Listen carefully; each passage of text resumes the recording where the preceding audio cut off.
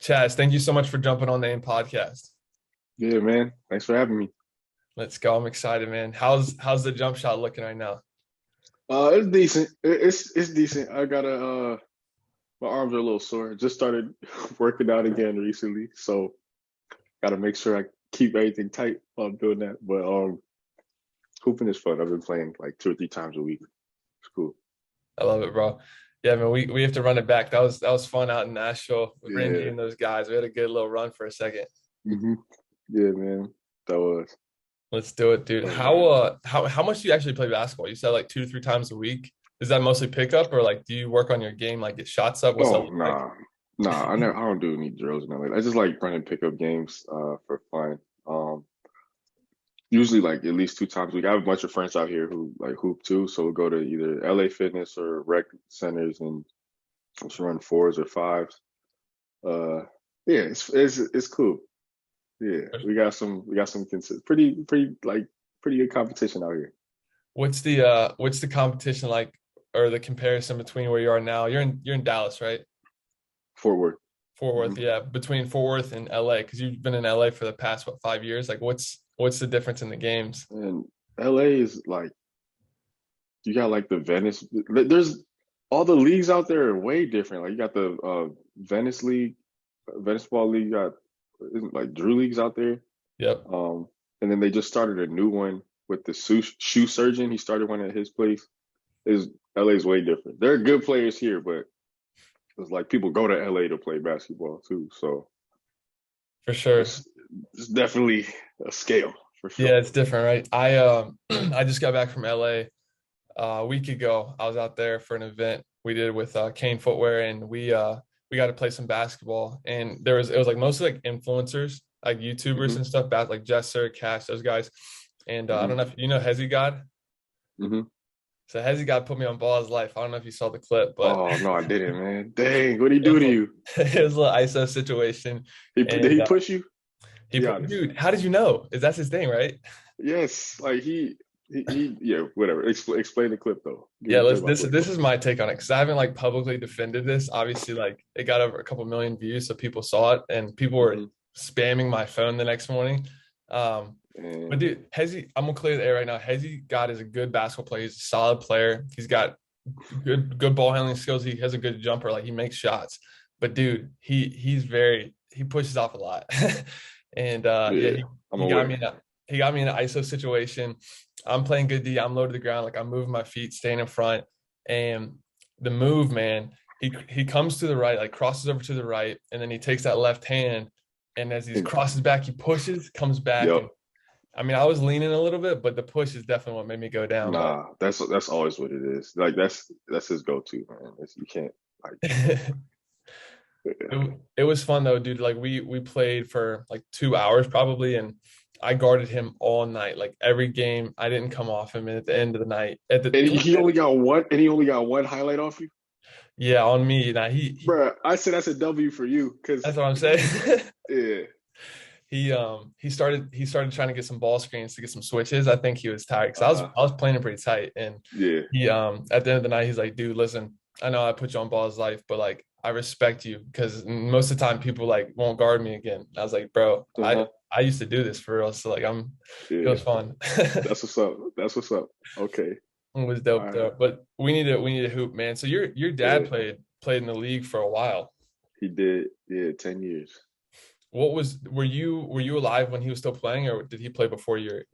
He retired when I was like 3 and a half, so I didn't really get to see him play much. I don't even remember seeing him on the court. I remember being in arenas like maybe twice, but Yeah.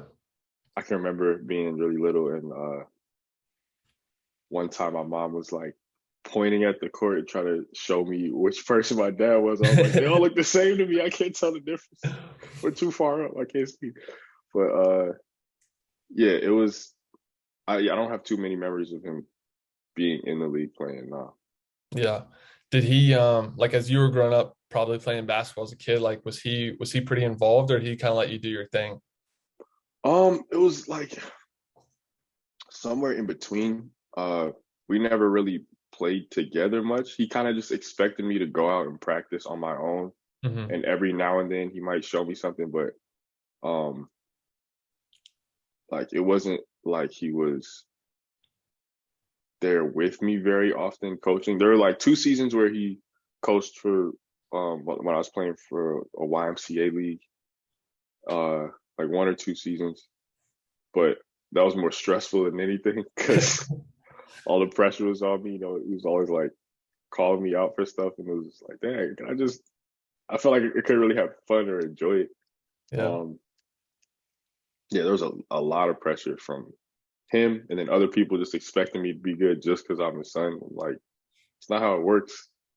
Y'all see Magic Johnson's son? Like that's if you know, you know. But I mean, like bottom line is just because somebody's parent played basketball doesn't mean they do too. But yeah, I never really like did drills with him or anything like that. But yeah, he was fairly involved. Yeah, Yeah, and you had a lot of brothers. You have a lot of brothers too, right? three, one older, two younger. So I'm sure that's where things got real. Like you guys would probably play a lot, I'm sure.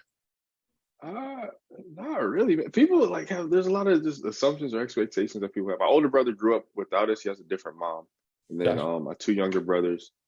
Um, we would like play in the driveway a lot, but the neighborhood we lived in, we never really got to play with other kids. It was pretty isolated, so we were mostly just like playing horse or we wouldn't really play one on ones because I'd always beat my brothers so easily. My middle brother beat me in a one on one. We played for the first Okay. time. He just graduated from college at Pitt. He had walked on, and I was there for his graduation. I got there a day early, and we went to play one on ones. We played 5 games to 7. He beat me in 3, and I won 2. And Oh, he thought I was gonna be mad. I was actually really happy for him. I was like, yeah, finally, okay, let's go. My youngest brother though, last time we played 3 one-on-ones, 1 to 7, 11, and 7. He scored 0. bro, what? 25 straight. He's still, yeah, he ain't there yet. I don't know. He's gonna be definitely looking forward to playing my middle brother again. But my oldest brother ran track. Dope. Very cool, bro. I love it, man. That's awesome. But dude, I'm excited for this episode. You do some really cool stuff, and your content is hilarious. And I know you know that. You know you're a funny guy. But how Thank did you. I would love to kind of talk about the process and kind of pick your brain on the creative side. But even before that, like, how did you even get started creating content on social media? What was your inspiration? Like, what was kind of the story of you getting into the game? The short answer is I was bored, so I started making vines. That's the short answer. The longer answer is I knew I wanted to go into entertainment from the time I was like really, really young.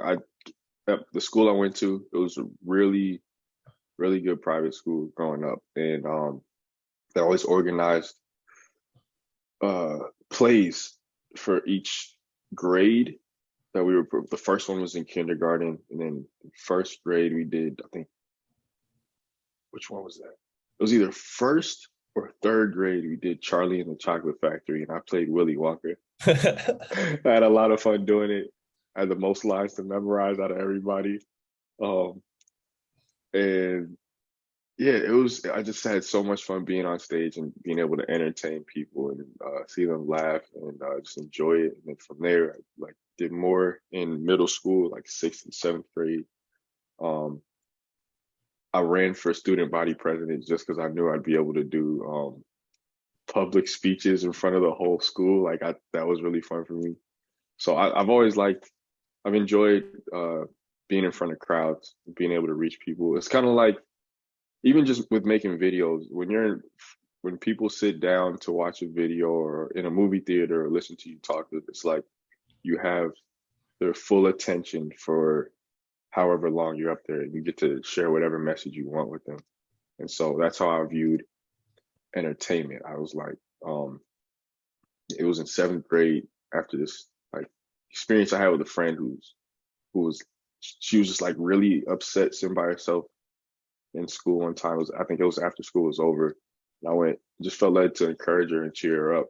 And her mood had totally shifted out by the time we finished talking. And I was like, man, I don't know what I did, but I want to do that for a living. And I realized like entertainment was a way to do that. But I've always had a desire to reach people on a deeper level as well. through like conversation or just ultimately pointing them to Christ. Mm. So uh, the first thing I said I wanted to do was host a talk show. So by the end of my junior year, I'd been playing basketball all the way through high school. By the end of my junior year of high school, I knew I didn't want to play basketball anymore, but I didn't want to quit either. So I finished my senior year. Didn't really enjoy it much, honestly. But after the season was over in like February or early March, I decided to start a YouTube channel and made my first video, which is not online anymore. I took it off. I still have it saved. I have like the first 5 or 6 videos I did save. I might re-upload those sometime Why'd you take it soon. down? Why'd you take it down? Joyce are just cringy, bro. They're so cringy. What is the video like? What's the concept of the first one? The concept was like, what was it, man? Oh my gosh, it was and I did a pilot for this, or at least a pilot for this 2 years ago, right before COVID started, literally a month before the lockdown. Like I released a pilot for a full talk show, but those first videos I did back in 2013 were like this YouTuber talking to the camera version of that. It's called Simply Put. I don't remember exactly what the videos were about. One was about procrastination, but it was just like what I was doing was explaining some concept and giving advice about a topic, using humor and like wisdom together. Yeah, those are fun. It's just like looking back at it, it was just hard for me to watch. But I'd probably have a different perspective about it now.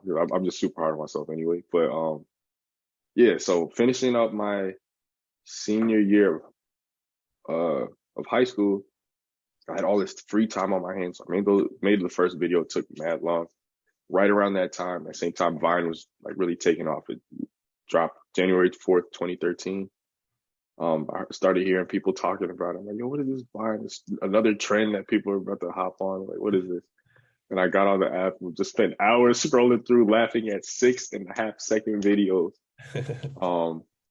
And I would download it and then delete it. Oh man, I'm spending too much time on this. Man, let me download it again. I got timed out. Man, let me delete it again. Let me download it again. And finally I decided to make my own on like, was it May 1st or 2nd? The night of prom. And yeah, it was just so basic. Like we just back then people would just like point and like say, like you point at a water cup and then show your face, like just random dumb stuff like that. There's no plot at all. And then the other people started getting on. It became more about storytelling, which was extremely hard to do in 6.5 seconds. But yeah, as I started making more, I think within a month and a half, I had like from beginning of May to mid-June, I had like 2,000 followers. And then I posted a video that went viral, and then everything started to take off. That video was the watermelon inside a watermelon vine. You're familiar with it. People still pronounce watermelon differently. I was like, there are times where friends would hit me up and be like, yo, bro, I was just in the grocery store and I was walking past the fruit section and this lady walked past some watermelon. She was like, look, watermelon. And I was like, oh my gosh, I know that guy. I'm like, that's weird. That's freaking weird. Because I never have expected videos to go viral or anything like that. But that's how I got to start to everything.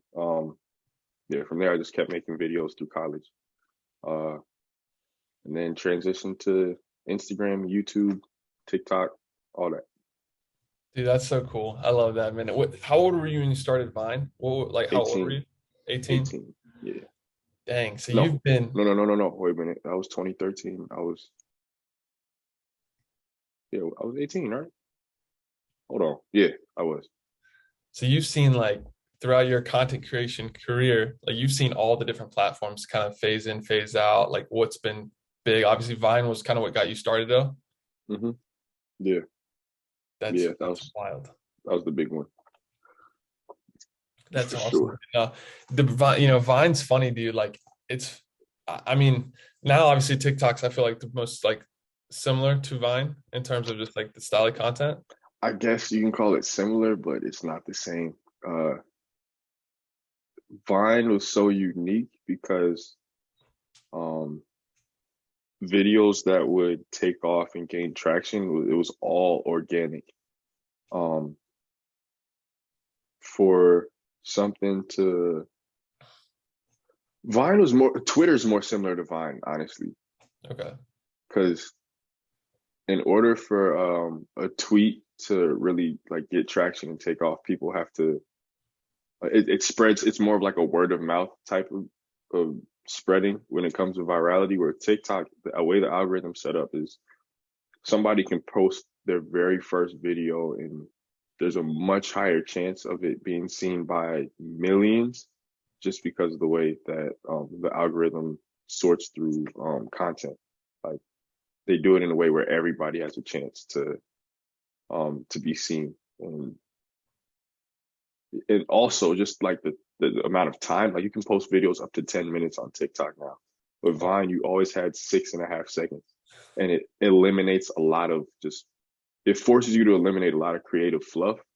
So in order, it's like a process of weeding out stuff. Like if you have a full minute to make it, if you have the same concept, right, and you got to execute it in 1 minute versus executing it in 6.5 seconds, it really makes you choose like, okay, what needs to be involved in this video?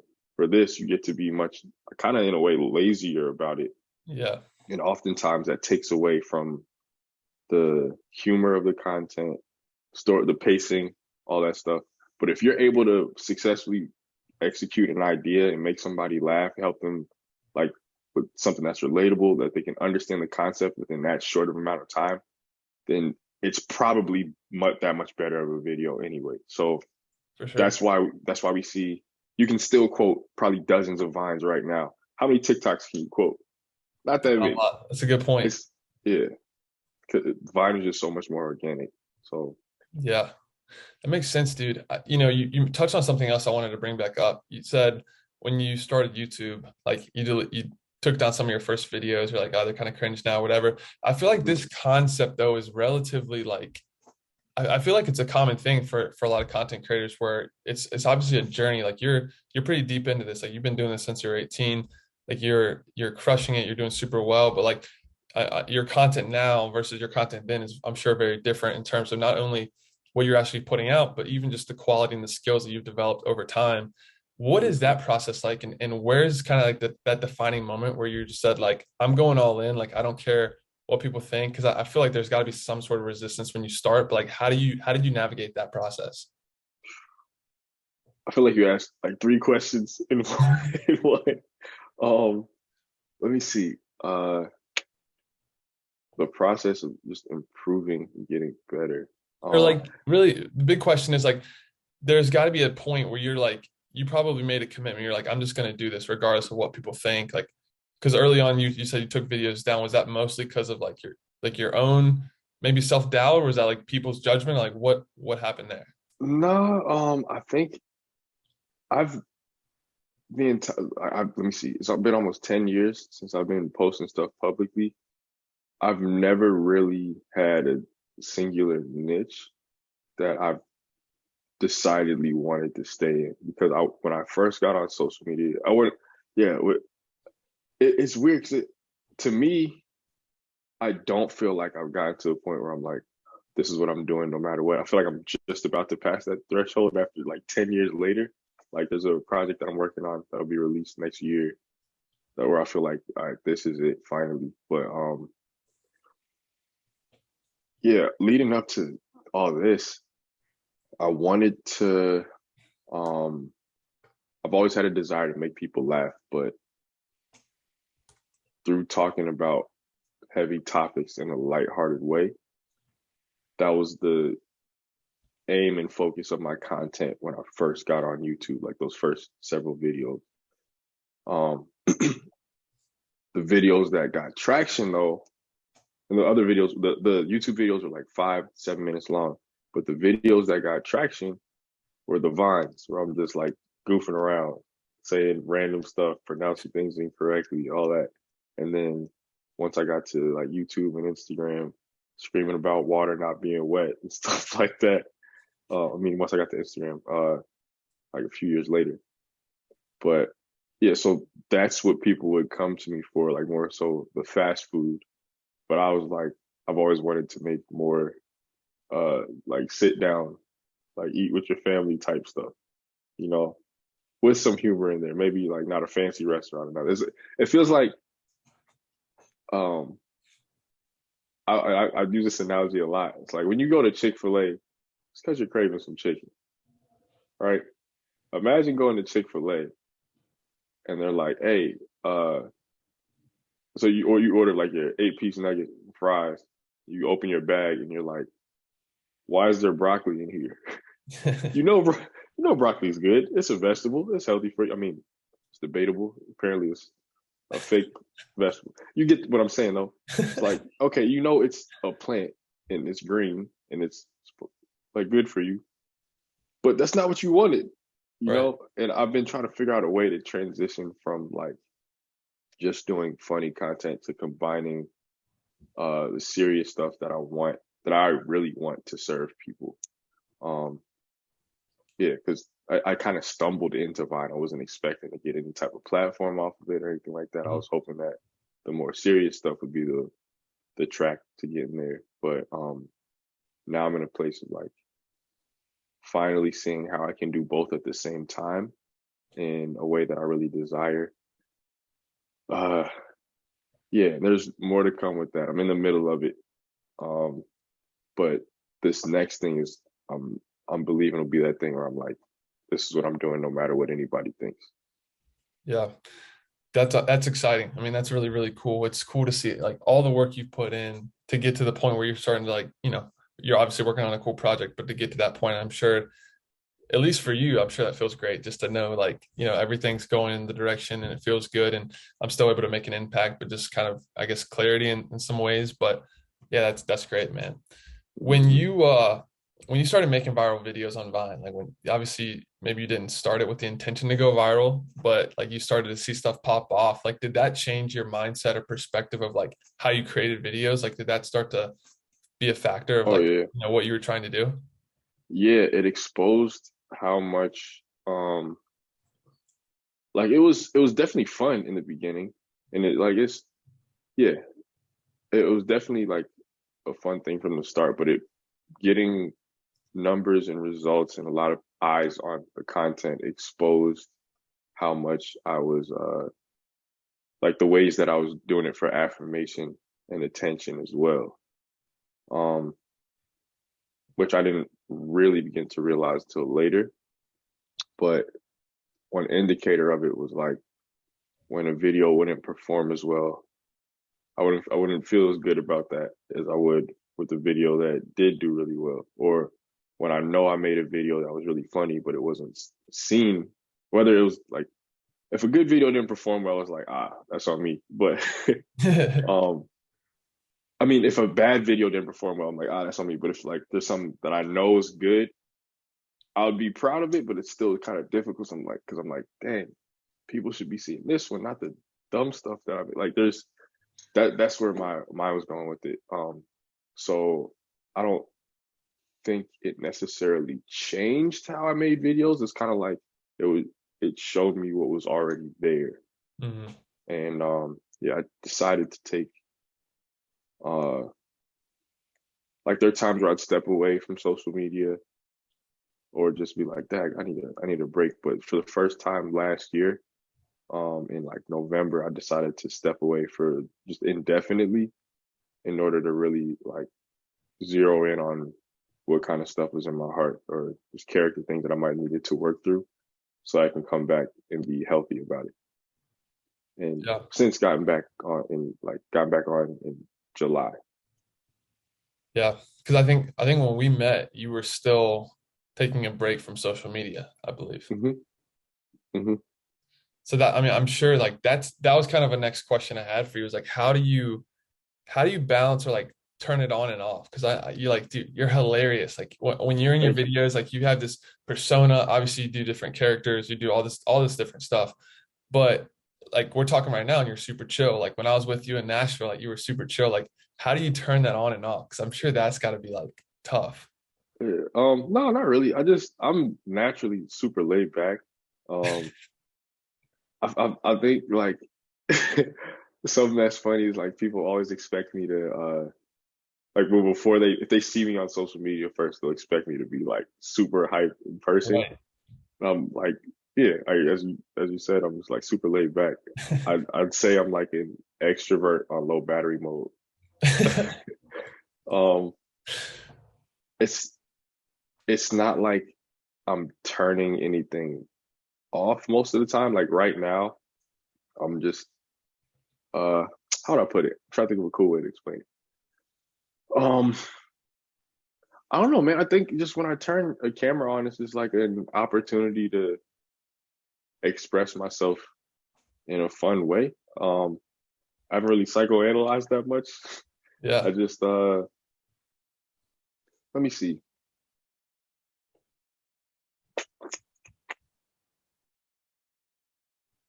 I know you can edit this, so let me think for a second. It's like, okay, I guess this is an example. No, that's not a good example. I don't know. I can't think of a great example, but Yeah. No whenever, way. when I'm in front of a camera, it's like, there's, there's a level of enjoyment I get from, and this word can be used in a negative context in Christian circles at times, but there's like, I enjoy performing in the right like context, Yeah. you know, like, I get to be,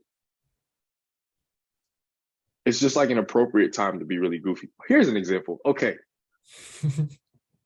So I love driving in New York, right? You're Like crazy. typically, no, listen, let me tell you why. Any other time, like here in Texas or wherever, I'm driving, most of the time I'm driving at or below the speed limit. Like I'm just trying to save gas, whatever. Like this is a good example. I'm trying to save gas, be reserved, whatever. Take my time. I'll leave early, whatever. But when I'm in New York, especially if I have a car that can go, everybody there, it's just like the norm to drive aggressively. And that's the time where I could just like let out like that part of me that wants to do that. So it's kind of the same when I'm doing a video or with a really like goofy group of friends and we're just it's like late at night we're doing it. Like I can just turn the filter off. Um and it feels appropriate during that time. So it's kind of like a natural thing that happens. Like yeah, I don't know. It's just that's the best way I can describe it. That honestly makes perfect sense. Like I think that's a good way to do it. And yeah, that's one thing for me. As like I watch your content and I obviously know you, you know, outside of the camera. It's like, how does this guy do this? Like this is so crazy. And I know like good actors can do it, good entertainers can do it. And it's just I think for someone like me who doesn't do it, it's pretty interesting to see that. I think it's really cool. Thank you. Yeah, man. What I want to talk about kind of like the actual process of creating the content a little bit more intensely. Like, what does that look like? Are you planning stuff out? Are you kind of going off feel? Like, are you looking for trends? Like, how do you go about that process? It depends on what it is. I'm not the type of person who looks for trends and tries to make them or like do them a little differently. I have a friend, Nate Norrell. He's really good at this. He actually like blew up on TikTok. And another friend, Samuel Grubbs, they both like had this style. Sam was more from like Vine, more so did this on Vine. Uh, Nate did this on TikTok, but they like look at the trend and then figure out, okay, how can I make this one or two steps better or do it differently than everybody else to create a greater element of surprise or spontaneity or like because the trend is already it's already going to get some traction because that's something that people are into at the moment. But when they add a level of uniqueness to it, and it's like you could just see on their page where it's like, oh, I understand why they like took off, or whatever. For me, ideas will often come just as I'm in conversation with friends. So like they might tell a story or something funny you might have just randomly, and I'll be like, oh, that's a funny idea. Side note, I hate when people come to me and they're like, yo, bro, here's an idea for a video. Because like 9 times out of 10, it's not funny. Yeah. Probably more than that. I'm like, please stop. I'll just have to look at him and be like, and on the inside, I feel like a wilting flower, like completely crushed. Oh man, it gets more and more annoying as like life goes on. Because Noted. I will note oh, that. thank you. Please don't. I gotta be polite about it, but I just felt the need to share that now because Let them know. oh, I had to take a moment. All right, I'm You're good. back. Okay, so my creative process is often just like spontaneous stuff. I'll come up with a concept, sometimes a full idea on the spot, but I'll come up with a concept, and often from there it's like, all right, let me write it out or think through it, and or then I might like share it with a friend or two, and then they'll give me a good suggestion. Like the video I posted yesterday of when I like recorded how did that idea even come up in my mind? It You was like talking I about the think one where this you drop the can on your foot? yeah. So I think the That's hilarious. The Usher song came to mind first, and just the concept of like singing, like screaming, like a scream, except it's singing instead. Like it's Yeah. just really absurd. Like that's one step away from reality right there. And the next idea I had was like to give it somewhat of a music video type look. And this isn't like a big budget production. I'm literally using my phone, just like basic effects in Premiere. So the next thing was giving it a music video look where it'll be like two of me on screen at once. Then I was like, oh, I should make the shoe talk too, like my foot talk after it gets hurt. And then I'll make the can talk also, like just adding more steps of just absurdity, things that are unexpected. And then I was telling my friend Chase about the video, and he was like, "Yo, what if you were to do something on the roof?" I was like, "Oh, that would be even better." So added that to it. That was like one of the best parts of the video.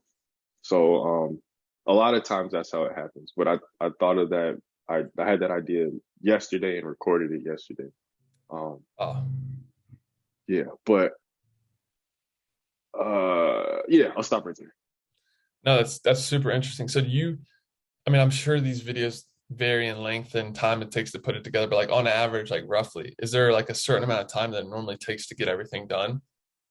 For a video like that, probably like from coming up with the idea to recording, editing, and uploading, like 2 to 3 hours. Wow. Yeah. That's crazy. That's cool Yeah. though. That was a funny one, dude. I the shoe talking that I was rolling, dude. Thank you. Do you, out of all of your content you've ever created, do you have like a favorite piece you made? Yeah, I think it's probably I did a video with Old Spice, a music video. I wrote an original song for them and did like produced a full music video. And that was really fun because I like I I wanna do I studied like film theory and production in school in undergrad, and I was gonna go to NYU for film school, so I really wanted to do film production stuff. Um, but I don't I haven't like I guess given myself as many opportunities to do more like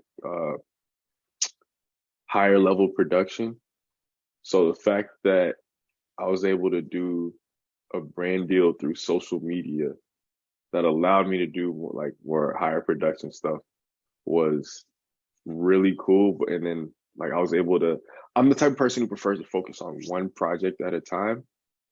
And like I said, I wanted to do longer form stuff. So the fact that I was able to get a larger budget for it and do something that was it like take my time with it, execute it really well, have a whole team, and then see it like get received well, both by the company and by like everybody else was super encouraging and just awesome. Feels good. And I liked the video. It was so much fun to make. I got to collaborate with a couple other influencers on it too. And some friends like choreographed a whole dance to the song. I got to produce the song with another friend who's a music artist, work with the director out in LA. But I did like an entire storyboard leading up to it where I timed every single shot um and put it into a video version so we were able to like see exactly the video came out almost exactly how I pictured it in my head, which was so dope. Wow. So I really like that a lot. It felt like, in a way, it felt like it was more worth it, um, to me personally. Yeah, Yeah. I mean, dude, that's so cool. Like the whole process from start to finish, seeing it all come together and then being able to put it out and entertain people. Like, I don't know, man. I don't do what you do, so it's like for me, it's so interesting to hear kind of like the inside of your mind as you go through this process. I think it's super, super fascinating. thank you.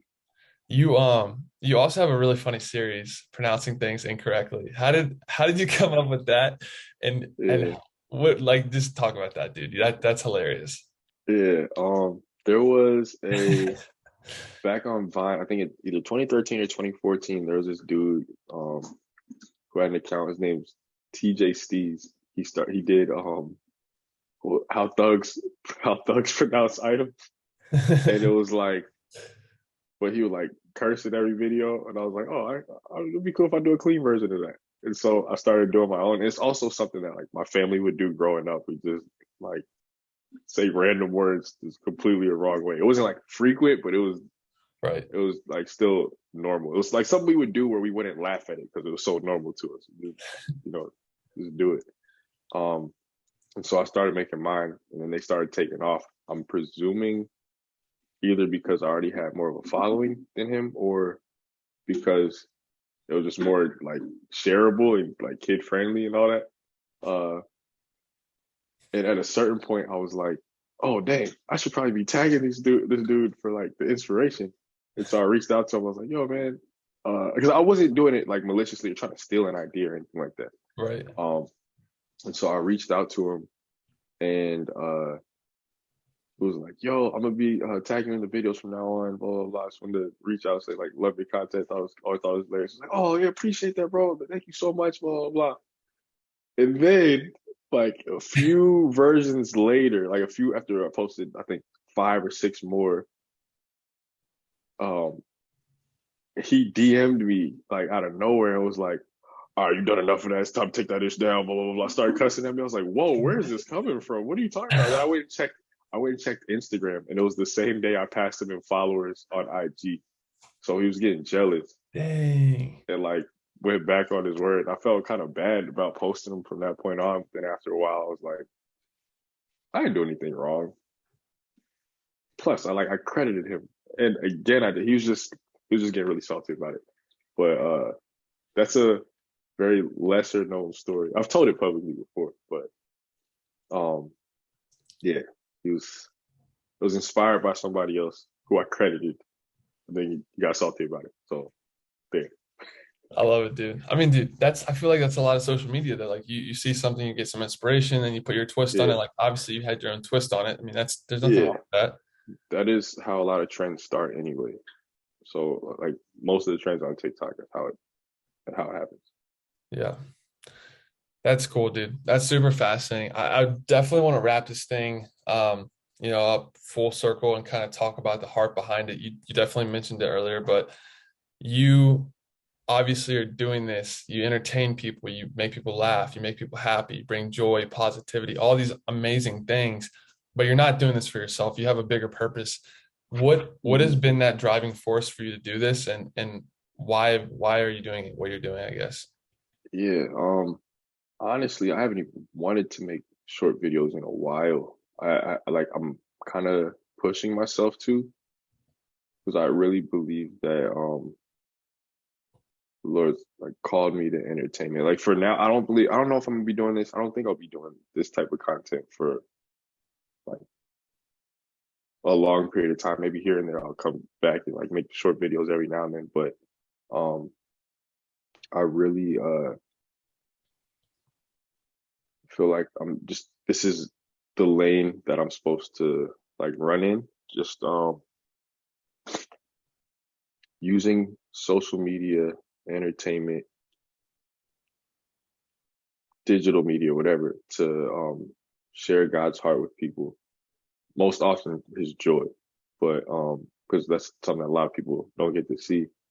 There's a lot of influencers and entertainers out there that are funny, but to what end, which is also why I want to do stuff that's more directly impactful, like bringing humor into that, um, or like I'll say eternally impactful.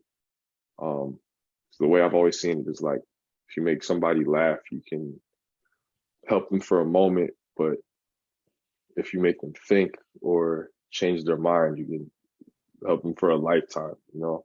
Uh, but because of that mindset, I've often underestimated how much laughter can help somebody in a moment. Like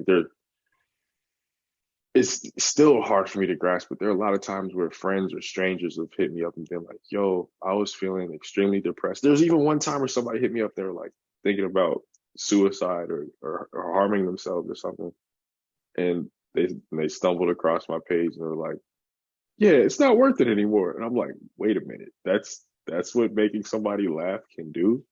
Wow. Like this is serious." So I kind of like to I try to think of I'm trying to more and more think of the stuff that I create as like a way to fight against the darkness that the enemy wants to pervade throughout social media and entertainment and use against people. Um, yeah, I want to use my content to be a light in that. That's incredible, dude. I stay encouraged, dude, because you're definitely doing it. I know you know that, but I mean, even from an outsider, like seeing your stuff, and it's I think the cool part about it too was like you've been able to use comedy, entertainment, joy, passion, funny videos as like you're saying, almost just like an entryway, like a quick surface level entryway to get to somebody and reach them. And then now you're able to, go deeper a lot of times with different people and affect people in a bigger way than just your quick video that maybe piqued their interest or made them laugh. But now they're thinking, now you're able to go deeper. And I think that's super powerful. And I just think it's cool to see how God's used you in that way to reach those people. That's amazing. Hmm. Thank you. I'm excited to see Yeah.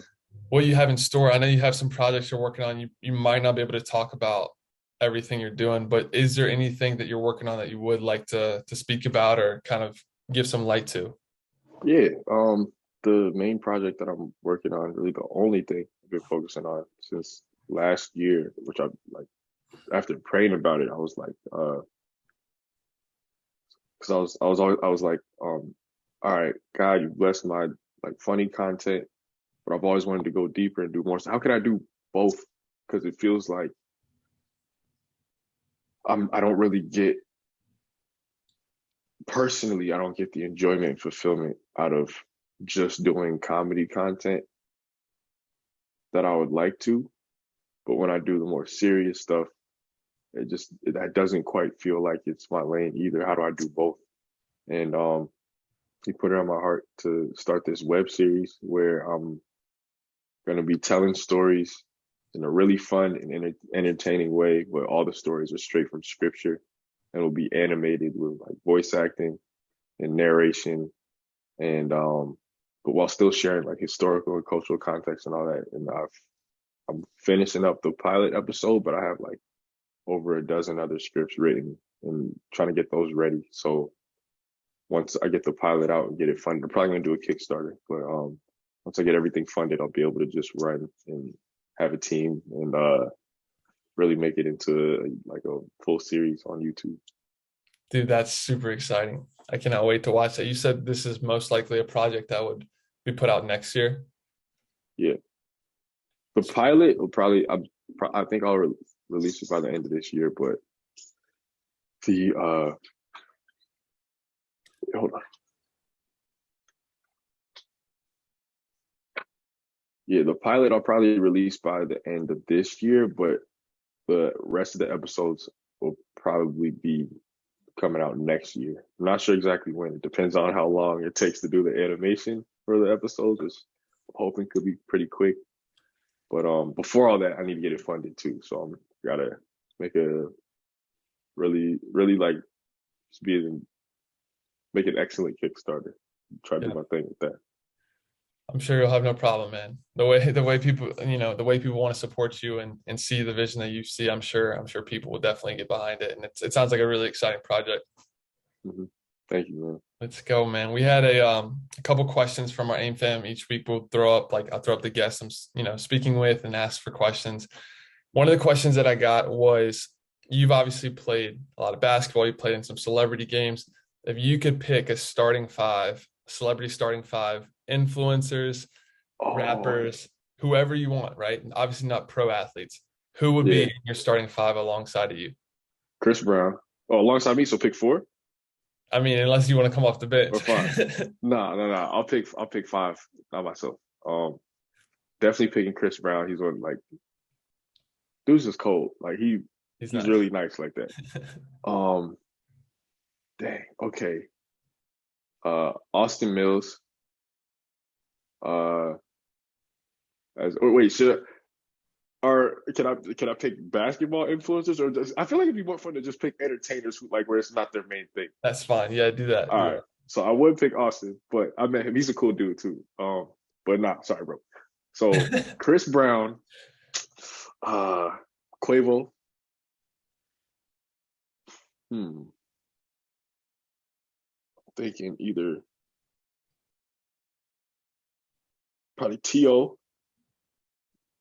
It's crazy how ridiculously in shape that dude still is. Like that's wild.